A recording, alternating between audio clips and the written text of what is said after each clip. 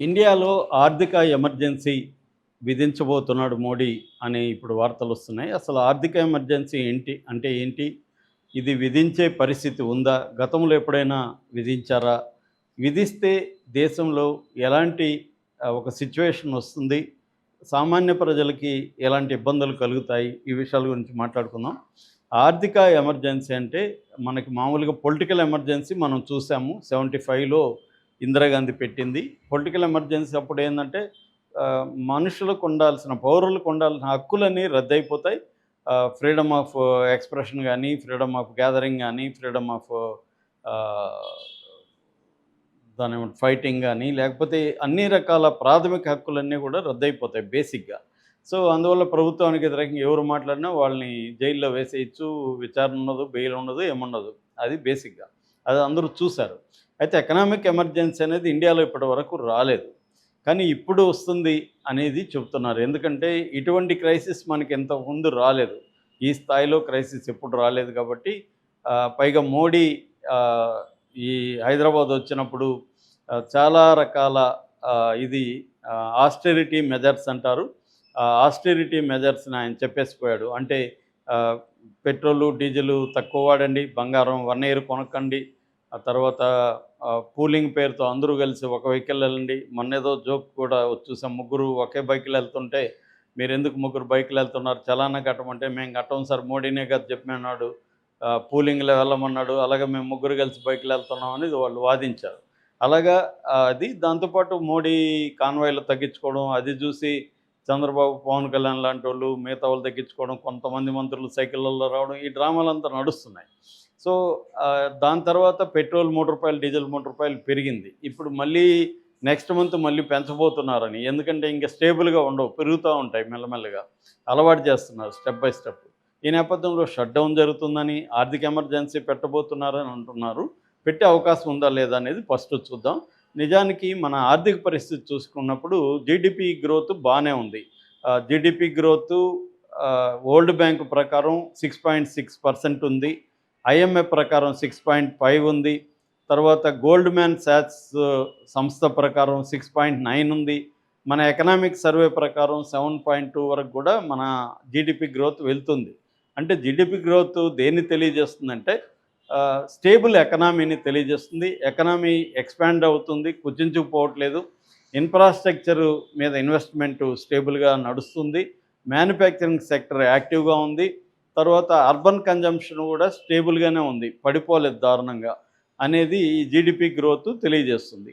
అయితే జీడీపీ ఒక్కటే కాదు, మిగతా అంశాలు కూడా చూడాలి. అది ప్రధానంగా చూసుకున్నప్పుడు అన్‌ఎంప్లాయ్‌మెంట్ బాగా భయపెడుతుంది. అన్‌ఎంప్లాయ్‌మెంట్ రేట్ పెరిగిపోయింది, 15% వరకు వెళ్తుంది. స్టేబుల్ జాబ్స్ లేవు.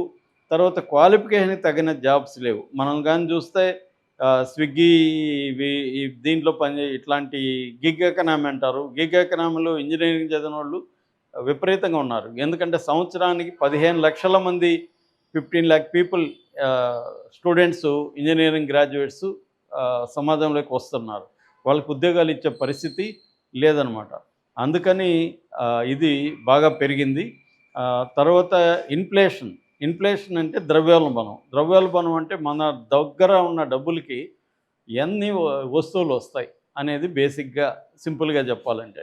ఇది గవర్నమెంట్ చెప్తున్నదేమో 3.5-4% ఉందని. కానీ మన జీవితంలో చూస్తే మనకు అన్ని రేట్లు పెరిగిపోయినాయి. ఈ మధ్య గ్యాసు సంక్షోభం, ఆయిల్ సంక్షోభం రావడంతో, ఈ గల్ఫ్ వార్ వల్ల, అంటే ఇరాన్ వార్ వల్ల రావడంతో గల్ఫ్ దేశాల నుంచి ఆయిల్ మనకు ఆగిపోయింది. హార్ముజ్ జలసంధి నుంచి రావాల్సింది రాలేదు. దానివల్ల ఏమైందంటే అన్ని రేట్లు పెరిగిపోయినాయి. టీ రేట్లు, కాఫీ రేట్ల దగ్గర నుంచి అన్ని రేట్లు పెరిగిపోయినాయి. క్వాంటిటీ తగ్గిపోయింది. మేము మొన్న కూడా ఒక షాప్‌లో టీ అంగడిలో గొడవ వేసుకున్నాం. "ఏమయ్యా నువ్వు ఎంత తగ్గిస్తా ఉన్నావు?" అంటే వాడు "అంతే సార్ వచ్చేది" అంటున్నాడు. అంటే రేటు పెరిగింది. రూ. 10 ఉన్నది రూ. 12 అయింది. ఆ గ్లాసులో పోసేది తగ్గిపోయింది. అలాగా ప్రతిదీ ఇడ్లీ సైజ్ తగ్గుతుంది, రేటు పెరుగుతుంది. అలాగా ప్రతిదీ రేట్లు పెరిగిపోతున్నాయి.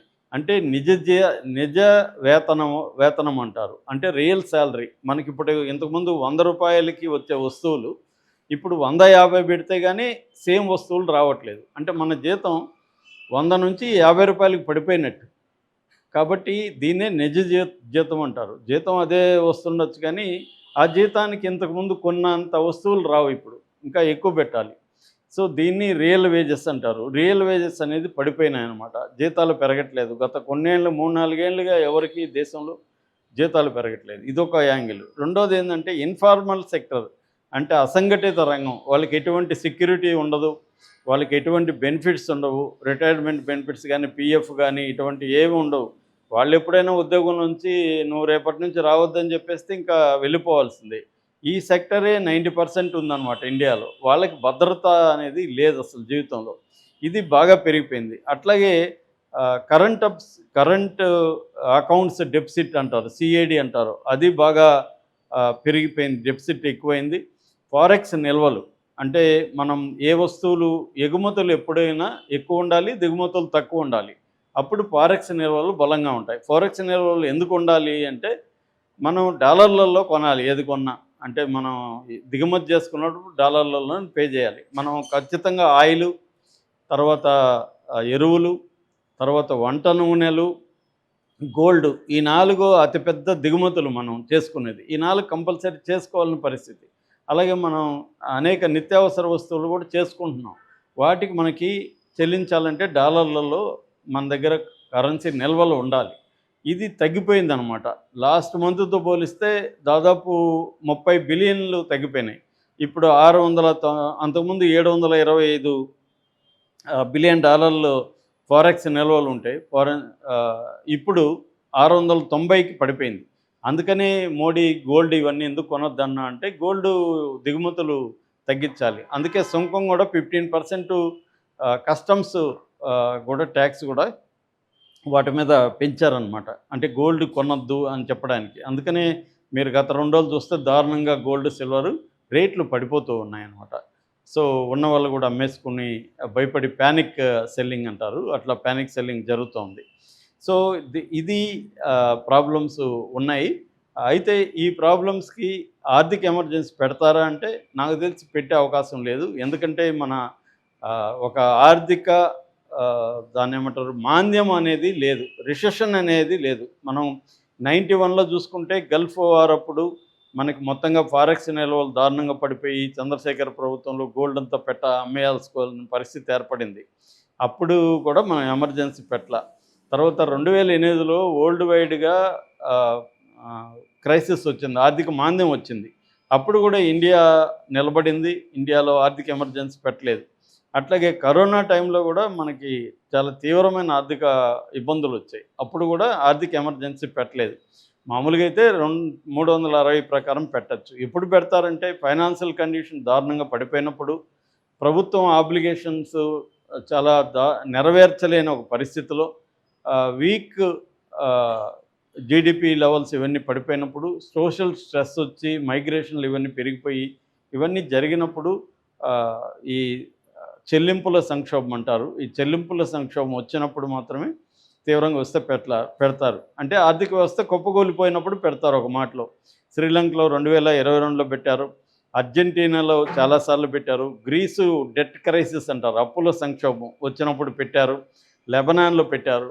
ఇలాగ చాలా దేశాల్లో ఆర్థిక ఎమర్జెన్సీ పెట్టారు కానీ ఇండియాలో ఇప్పటివరకు పెట్టలేదు. ఇప్పుడు కూడా పెట్టే అంత దారుణమైన పరిస్థితులు అయితే లేవు. కానీ కొన్ని కండిషన్లు దాదాపు 40 దేశాల్లో ఆర్థిక ఆంక్షలు అనేవి జరుగుతున్నాయి. ఇంక్లూడింగ్ పాకిస్తాన్, మన చుట్టుపక్కల ఉన్న బంగ్లాదేశ్, శ్రీలంక అన్నిట్లో కూడా ఆర్థిక ఆంక్షలు పెట్టారు. అదే ఇండియాలో కూడా ఇప్పుడు మొదలైంది. అంటే రేట్లు అయితే పెరుగుతాయి, జీతాలు ఉండవు, ఉద్యోగాలు కొత్తవి రావు. అట్ ద సేమ్ టైం ఆర్థిక ఆంక్షలు పెడతా వస్తారు మెల్లగా. సో పెరుగుతూ వస్తాయి. దీని సంక్షోభం అయితే ప్రజల మీద విపరీతంగా పడుతుంది ఖచ్చితంగా.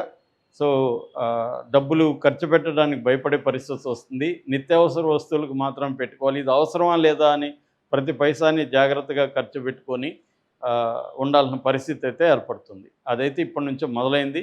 దాన్ని దృష్టిలో పెట్టుకొని మనకి ఇది అవసరమా లేదా, కొనాల్సిన అవసరం ఉందా, ఈ ఖర్చు పెట్టాల్సిన అవసరం ఉందా అనేది ఆలోచించుకొని మనం డబ్బుల్ని నిల్వ చేసుకొని సేవింగ్స్ పెట్టుకొని ఉండాల్సిన అవసరం అయితే ఉంది. రాబోయే కాలం కష్టకాలం అని మాత్రం చెప్పచ్చు కానీ ఆర్థిక ఎమర్జెన్సీనో కంప్లీట్ లాక్డౌనో ఉండదు. కానీ ఆంక్షలు అయితే పెరుగుతూ వస్తాయి, రేట్లు పెరిగిపోతాయి. మన ఇబ్బందులు, రెంట్లు ఇవన్నీ ఖర్చులైతే దారుణంగా పెరుగుతాయి. ఎందుకంటే సింపుల్ ఆయిల్ పెరిగితే అన్నీ పెరుగుతాయి. ట్రాన్స్‌పోర్ట్ పెరుగుతుంది, ఫుడ్ గ్రెయిన్స్ కాస్ట్ పెరుగుతుంది, అన్ని వస్తువులు కాస్ట్‌లు పెరిగిపోతాయి. కాబట్టి అతి జాగ్రత్తగా ఉండాల్సిన అవసరం అయితే ఉంది.